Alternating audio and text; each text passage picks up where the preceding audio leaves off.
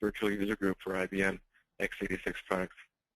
Last month we had Eric Wendell on talking about storage and software-defined storage, and this month we welcome StorMagic, which is one of our key partners in this space, and we it's a good tie-in or follow on to last month's user group. Next month we may continue this trend and look for further invites. As an update, we'll be allowing questions. Questions will come via the form of the sidebar, the webinar sidebar that is on the side of your screen. If you answer questions, we'll be answering them at the end, and then some of those questions will be followed or filtered through the presentation. The session will also be recorded and allowed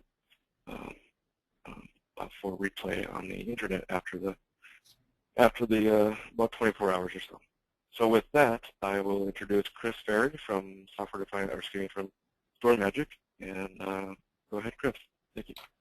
Hi, thank you. Okay, well, yes, I'm the CTO of StorMagic, and I'm going to talk about software-defined storage. The subtitle is An Open Systems Approach. Software-defined storage is something that we're hearing talked about a lot at the moment. It's one of the latest sort of buzzwords or buzz phrases in the industry.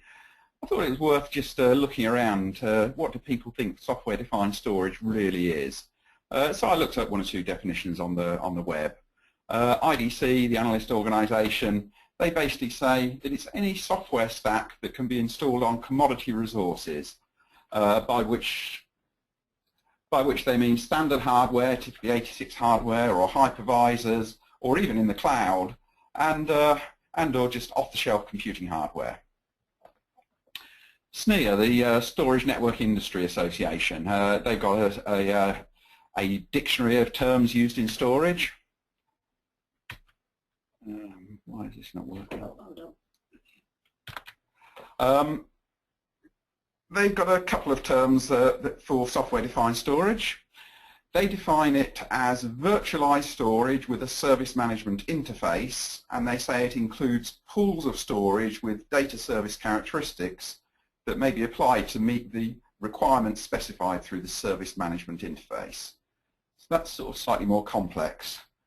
Wikipedia, that online dictionary, they've got an entry for it. They say it's a term for computer data storage technologies which separate storage hardware from software and that manages the storage infrastructure. They also say that it's the software enabling a software-defined storage environment, which sounds like a bit of tautology. And they say it provides policy management for feature options. Now, if you look around the web, then you'll find virtually every sort of storage vendor has got their own definition of software-defined storage, and obviously they all do something that complies with their definition. One interesting comment I found on the website Network Computing, slightly more skeptical, they say that today vendors use the term software-defined to describe an incredibly broad range of storage products, many of which strain credulity. So some dispute about what it really is, but I think we can probably home in on a working definition which is good enough to suit our purpose.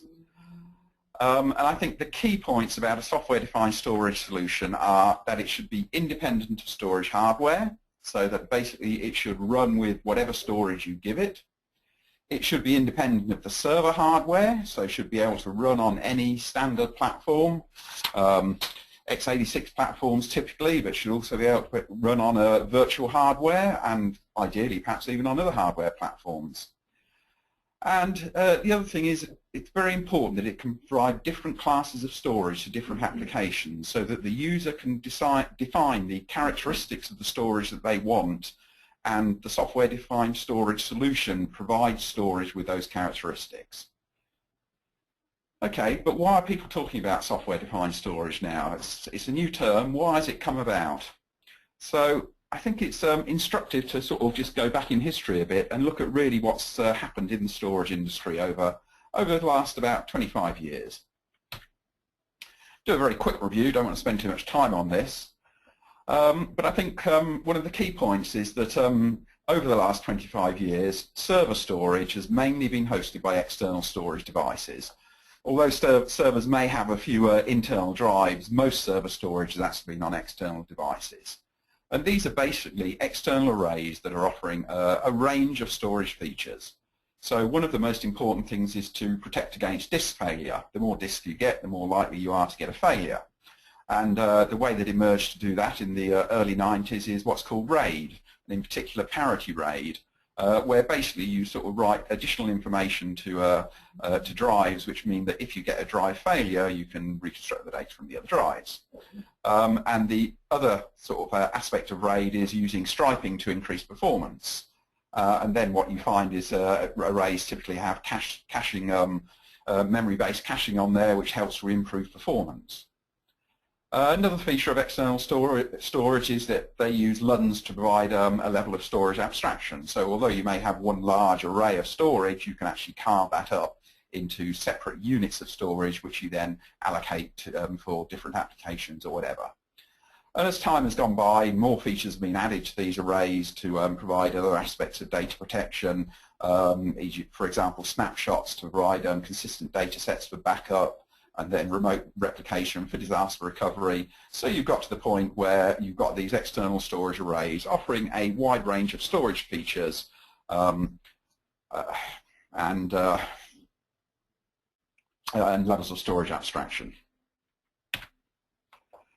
Now, another very important factor is storage performance. Conventional hard disk drives, which have been around for quite a few years, have spinning platters and moving heads. They offer good sequential performance per disk, but random access is much lower. So take a sort of modern disk drive and you may be able to stream data off a single drive or at a drive at 100 megabytes a second, but start doing random I/O and your performance drops to just a few megabytes a second.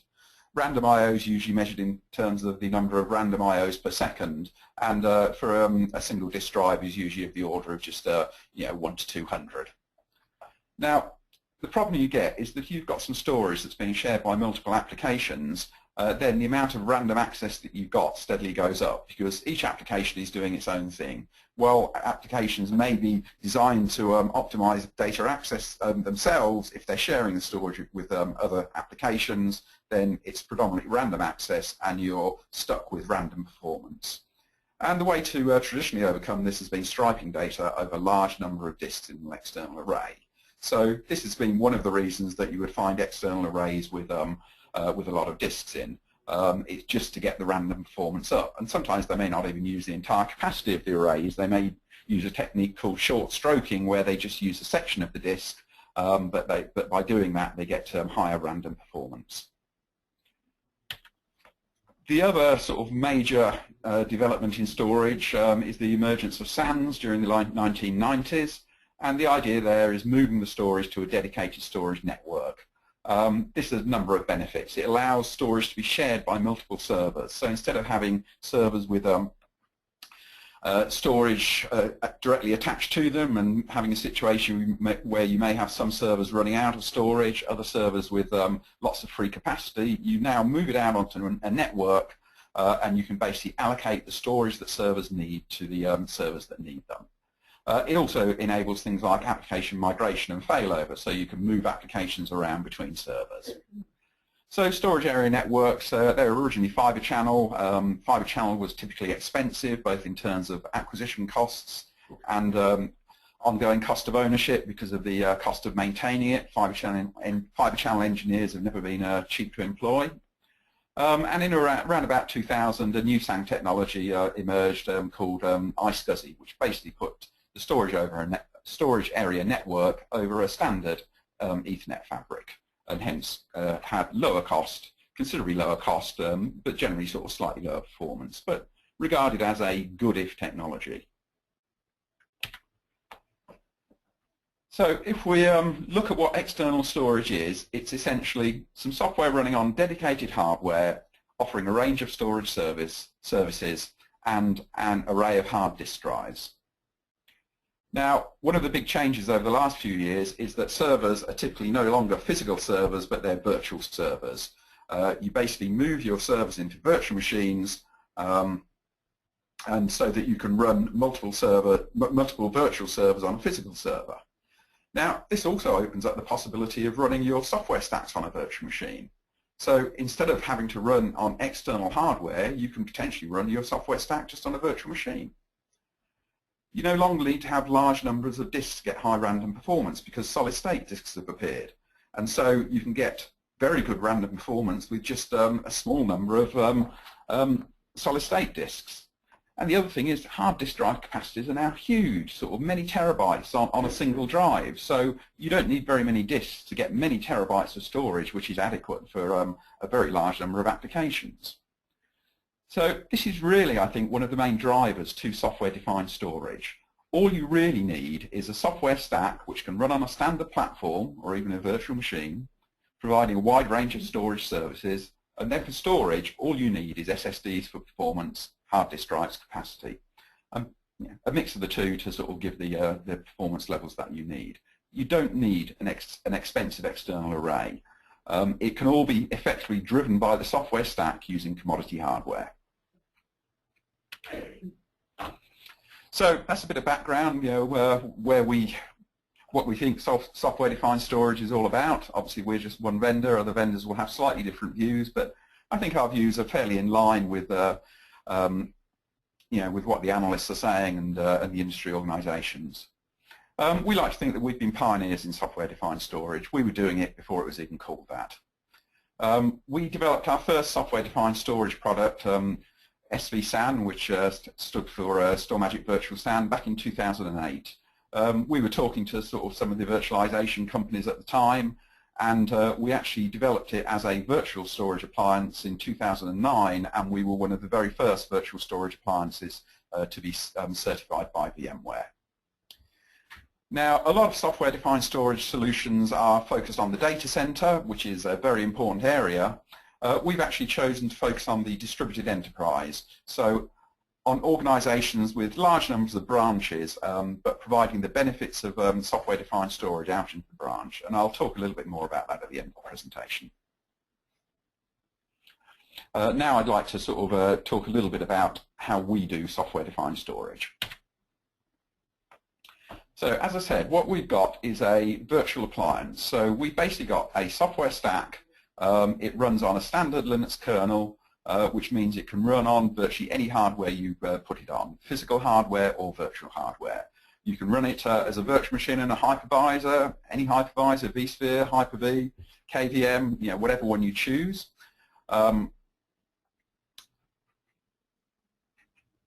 And it can take any storage that you assign to it. So basically any storage that can get made available to that virtual storage appliance, to the virtual machine, we can take it, we can pool it, and we can make use of it.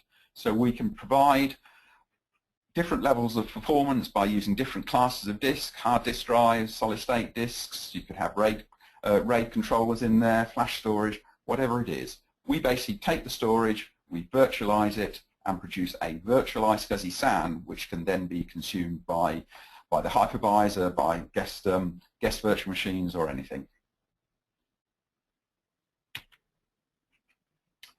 So just a little bit about the internals of what we've done. The goal is really to provide a scalable and flexible set of software features, of storage features, and we do that with a very flexible and modular stack architecture, so that we can basically sort of put different modules in the stack to provide different storage features. We present the storage over iSCSI, so we've got an iSCSI target at the top of our stack, but we could potentially use any block storage protocol to present the storage. There's then standard modules in there. There's a SCSI target, mirroring modules, caching modules, and they're designed so that you can enable or disable any module on a per-learn basis. So you can define the characteristics of the virtual disks that you want to use for each application. Now, that's fine, but if you're running your storage stack in a virtual machine, what happens if the physical server it's running on fails, or the physical storage that you're using in the server fails? If you're going to provide any form of high availability, which is essential in most environments, you've got to have some way of protecting against a server or a storage failure. And the mechanism we use for this is basically by mirroring virtual disks or LUDNs between the VSAs. So basically, any virtual disk that's created for an application can be synchronously mirrored between a pair of VSAs. A synchronous mirror means that any data that's written to one side of the mirror is mirrored across to the other side of the mirror so that both sides of the mirror always have an identical copy of it. What that means is that if one side of the mirror fails for any reason, storage failure, server failure, network failure, then the clients that are accessing the storage can instantly fail over to the other server with no interruption of service and no data loss. So just a little bit more about mirroring. It's a true active-active mirror. That means that data can be read or written from either side of the mirror. Just for a moment, going into sort of a little bit of the technical stuff underlying it, what it actually is presented as is a simple SCSI device which is multi-ported using standard SCSI protocols. So as far as a host is concerned, it just sees a SCSI device with multiple ports on it. Some of those ports are on one side of the mirror and some ports are on the other side of the mirror. What that means is on the host side, the hypervisor, the server, whatever, can just use standard multipathing software to talk to the storage. You don't need any host side drivers or anything like that. It's all completely standards based. If one side of the mirror fails, then as far as the host is concerned, it just sees a path failure and uses standard path failover software to fail over to the other side. So it all happens automatically using standard software. Now, the other issue that you need to deal with any form of distributed storage is, okay, that's fine, but what happens if you lose connectivity between the two sides of the storage? If that happens, you've got a potential for what's called split brain, where a server might be able to see both sides of the storage, but if they can't see each other, they could potentially be go out of sync and start operating independently, which would lead to data corruption and data loss. Now, obviously, it's essential that you protect against that. And if you actually sort of work through the logic of all the possible failure scenarios, the only foolproof way of doing this is with a third quorum service, which basically acts as a tiebreaker. So whenever there's any uncertainty, each side has to sort of communicate with the quorum service, and the side that has a majority wins and stays online, and the other side is forced offline. And that way you can ensure that you always present the correct data, you never present out of date data, and you never present inconsistent data.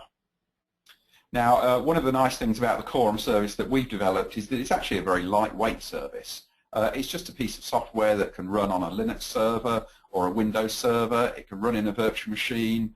It can even run on a really lightweight ARM device. So a very simple piece of software, very little data exchange. It's really just state data that gets exchanged with the main mirror, so that the quorum service has always got an up-to-date copy of the mirror state. Now, because we do that, then it's not important that the quorum service is even local, so it can run remotely over a wide area network. The latency requirements that we've got for the quorum service are very relaxed. So if you're a customer of ours that's in a distributed enterprise, they may just have a pair of servers operating the mirror out in their branch, and then in the data center they've got the quorum service. The quorum service doesn't even need to be on site. And similarly, a single quorum service can be shared by large numbers of branches and mirrors. So you could have hundreds or even thousands of mirrors all sharing the same quorum service. Because the amount of data exchanged and the latency requirements are low, it's possible to do that. So as I say, that's a bit of the internals, but it's very important for being able to present a fully consistent data storage with no chance of data loss. What this effectively means is that the mirror is able to withstand any single failure with no interruption of service, and if there's any multiple failures, then there's never any data loss, although obviously if you get multiple failures, then things may go offline. Okay, so that's a bit about the internals. Now, another part of software-defined storage is all about how you provide the storage that you want to the applications that need it. And that obviously has to be done through management. And so providing effective management tools is a very important part of the software-defined storage story. What you really want is simple, flexible, and centralized management. Now, we achieve simplicity through integration with standard management frameworks. If you're in a virtualized environment running a VMware's vSphere, then the main management console is vCenter, and you would manage it via a vCenter client. Now, we can integrate with that vCenter client, and so that our StorMagic management basically appears in the same, as a tab in the vCenter client, and so you can use all the management through sort of standard tools. If you're in a Microsoft environment, the main tools are Microsoft System Center, which is really a suite of products. There are products for actually sort of managing storage, and there are products for monitoring storage. Monitoring is obviously very important, particularly if you're in a distributed environment where you've got multiple branches, and you need to monitor the status of all those branches. So again, we support industry standard frameworks for that. So we support the SNMP protocol, which has been around for years, so that if any significant events happen on the storage, then they get reported up through SNMP and can be monitored using standard SNMP client tools. Another important tool that's widely used in the enterprise is Microsoft System Center Operations Manager, which is a tool that's capable of managing sort of virtually everything in your computing environment. Now, the way to integrate that is with what's called a management pack, and StorMagic provide a management pack for System Center, which basically lets you monitor the status of all the storage you've got out there. If anything goes into an unusual state, for example, one side of a mirror goes offline, then it immediately gets showed as being in a warning state. If you get a total failure, then it can get shown as being in a critical state, so that the administrators can immediately see what's going on and get in there and start resolving the problem. And the problems that you're typically going to get is you may get disk failures on a server, you may get a complete server failure, all of these things which, because you're not seeing any loss of availability, the users don't see anything, but something has gone wrong underneath and you need to put that right. So it's very important that you monitor and report the state of the systems. Another part of our management suite is scripting tools to automate deployment. This is particularly important when you're doing multi-site stuff, where you're typically rolling out what's effectively the same recipe to large numbers of sites.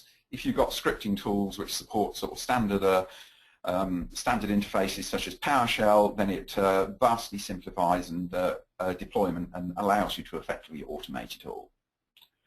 So scripting tools are a very important part of the management story.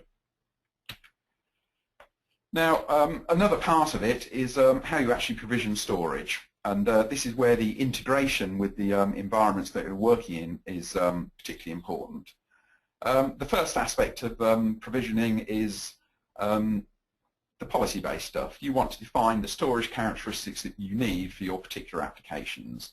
So that's going to be things like the level of data protection, the performance and capacity. So for data protection, the storage that you're using with the virtual storage appliance, you could be using sort of simple drives, single drives. You could be using RAID LUNs if you want protection level at the disk, or you could be using our own mirroring to get HA if you need highly available storage, which, as I said, most customers do. And you can specify all of that. What we do with the storage that gets allocated to the VSA is we basically sort of carve it up into pools of storage, and those pools will typically have different characteristics. So you could, for example, have a pool that's based on a RAID LUN, which may have protection at the disk level. You could have a pool that's based on SSDs, which is going to be high performance. You could have a pool that's based on SATA drives that's low performance. Some pools may have large capacity, other small capacity. Basically, the user selects the criteria that he needs for the storage, and we give them that storage.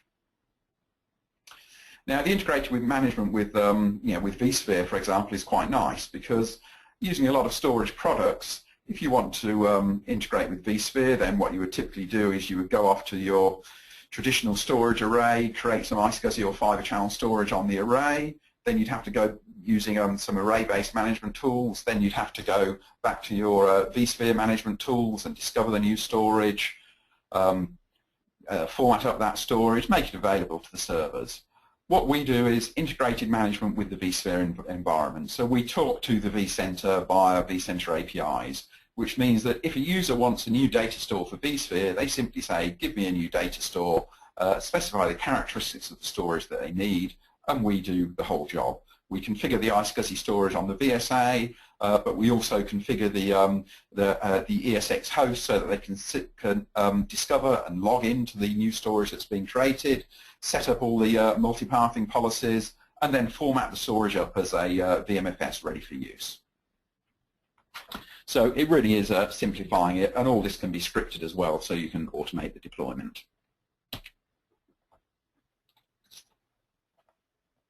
Okay, another part of it is, that's fine, I've got this storage, it's sitting out there, hopefully it sort of runs for sort of months, years without needing any intervention, without any problems, but you may want to know what's actually going on that storage. How heavily used are your different virtual disks, the different virtual disks in the system? You know, have you got any hotspots? How heavily used are the VSAs? Is one of your VSAs very heavily loaded and another one lightly loaded? Being able to provide statistical information about the usage of the storage can be very important. And we provide that in several forms. We provide some daily statistics which basically report the I/O to a granularity of a minute. So for every minute of the last 24 hours, you can see how much I/O was done to the storage, both to individual virtual disks and to multiple virtual disks, so you can see sort of overall I/O loads. And you can break that up into reads and writes, and you can also get down to a granularity of seeing which particular servers are accessing the storage most, if there's one server that's using it more than another. So, for example, that might tell you if you've got problems with your multi-pathing policy. If it's set up wrongly, so it just hits one side of the mirror regularly, it may not be the optimum configuration. We also keep yearly statistics where we basically sum the total amount of I/O on a daily basis, so you can basically see how much your storage is being used over longer periods of time. And you can start seeing if storage is getting steadily more heavily used, and that can give you ideas about, you know, when storage is likely to fill up, when you might need to get more storage, you know, when you might need to add new servers in and move stuff around. It's all very useful about in helping you to make decisions about where the data is going to be placed.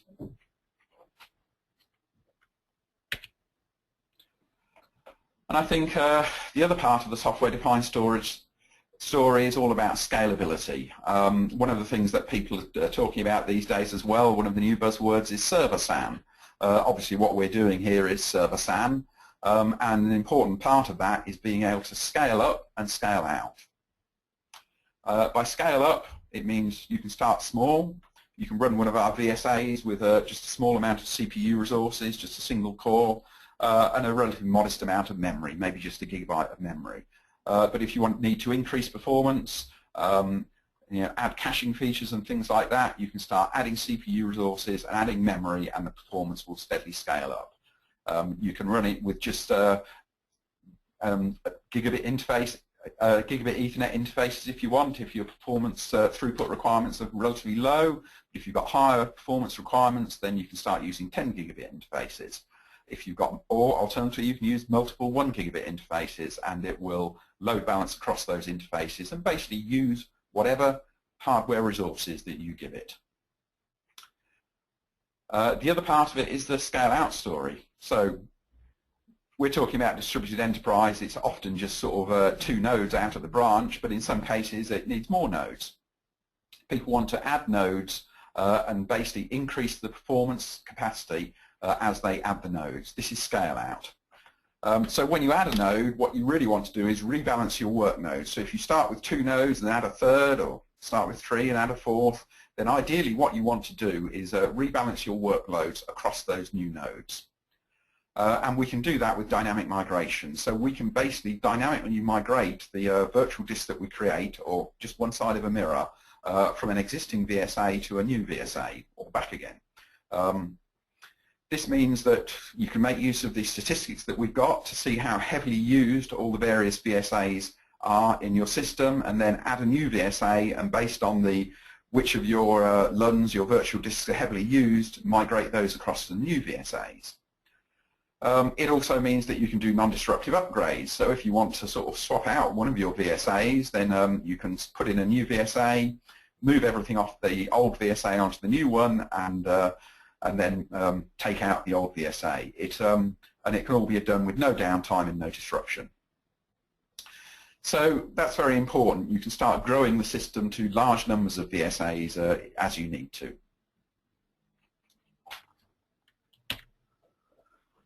Okay, so that's really what we do. As I said, our main focus is software-defined storage for the distributed enterprise. So I'd just like to talk about that a little bit more. What we mean by that is organizations that have got multiple remote offices. These are typically going to be organizations where application downtime at the remote site is expensive. So high availability of their applications is important. To get high availability, they can use virtualization and virtualize the applications to run them on virtual servers, so that if one server fails, they can move over to another server. However, to do that, you need some form of shared storage, and this is where a virtual SAN really comes into its own. Traditional shared storage would require an external storage box, which adds considerable cost if you're doing the same thing at hundreds or even thousands of locations. If you can just use your internal server storage, then there can be very considerable cost savings there.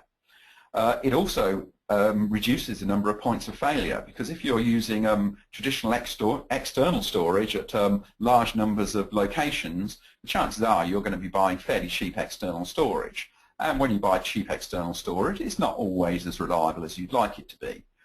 So you can often get considerable increases in or decreases in actual failures by using a virtual SAN over a cheap physical SAN.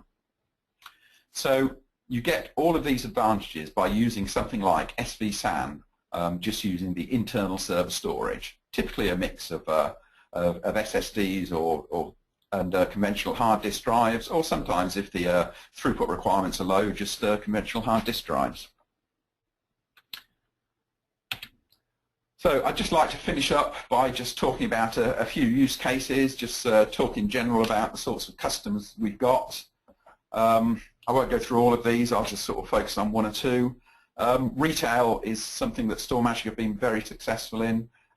We sell to quite a large numbers of retail organizations. These are organizations that have got large numbers of branches, and they're selling out of those branches. They're running a number of important systems out in the branches. It might be things like point of sale systems, customer and staff management systems, inventory control, sometimes CCTV, and a lot of these, if they go down, it can cost the company money through lost revenue. So high availability is very key there, and having a simple solution which can be monitored remotely, just using a pair of servers in the store, is a very good use case for a solution such as StorMagic's. Another area where we've had quite a lot of success is energy production, where you've got devices that are involved in power generation, for example, windmills, wind farms. These are often at remote locations. There are no people at those locations, so they all need to be monitored remotely, but high availability is again very important. If you get a failure on a windmill, for example, then the windmill, it may not be generating power, but it can actually also cause problems on the windmill and cause physical damage to the system. So there, having a highly available management system is critical. But these are very small systems. They don't want a lot of storage or anything at the sites, and so a simple two-server solution is the ideal solution for that sort of customer. Okay. That's about all I've got to say, but I'll very happily answer any questions anybody's got. Thank you, Chris. Very informative. I'm looking, and I'm not seeing any questions at the moment. We'll give another minute or two in case some trickle in.